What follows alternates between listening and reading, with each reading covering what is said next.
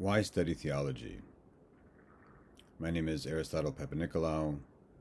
I'm a professor of theology. I hold the Archbishop Dimitri's chair in Orthodox theology and culture at Fordham University in New York City. I also am the co-founding director, together with my colleague George Dimakopoulos, of the Orthodox Christian Studies Center.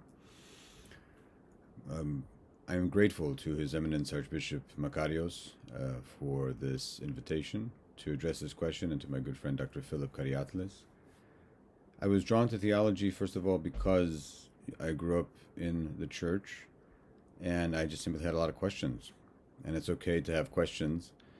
And I turned to books, to writings on the history of the church, to theological books, just to help me make sense of some of these questions. And I kept reading theology because when I engaged theology, I started to realize that there were answers to these questions. I started to realize that I had two choices. I could have either just said, well, there are questions here, and I'm not going to bother trying to look for answers. Or I'm going to see what people have written about these things, see if they make any sense, make my own judgment. And I'm grateful for that, because I was introduced to the fathers of the church, to some great Orthodox theologians of the 20th century, and I realized that there were answers, that things did make sense. They made a lot of sense, actually. And not only that, but those kinds of answers really made a difference in my life. And so another reason to study theology is to give it a try, and if you notice that you like it, it's something that you can continue to do. I tell that to my students all the time, to gauge their heart, to introduce themselves to something a little bit different. And if you read a theological text and you're excited about it, keep it going.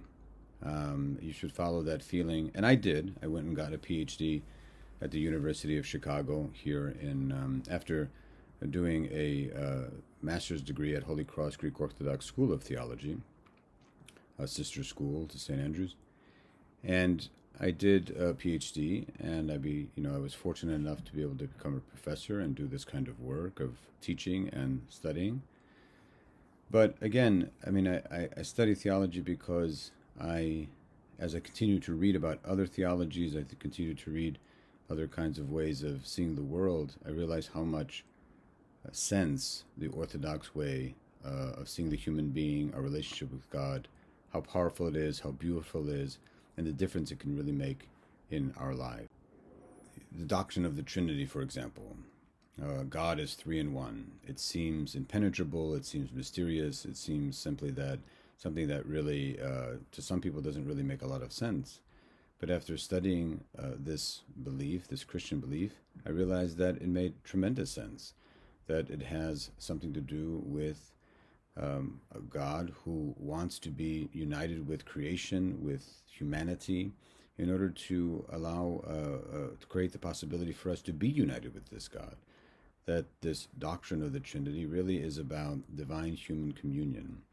That this doctrine of the Trinity teaches us that the goal of the Christian life is not really all about what happens after we die, but about what's possible for us now. That what's possible for us now is this communion with God, something which can transform how we feel, what we desire, how we look at the world, how we treat our neighbors, how we treat our family members, that it can have a kind of relational impact. And all these things I came to think about and discern and understand, and how it relates to our liturgy, our icons, everything that we do. All these things I was able to discern because of studying theology. So theology is something which, nowadays is not really studied very much.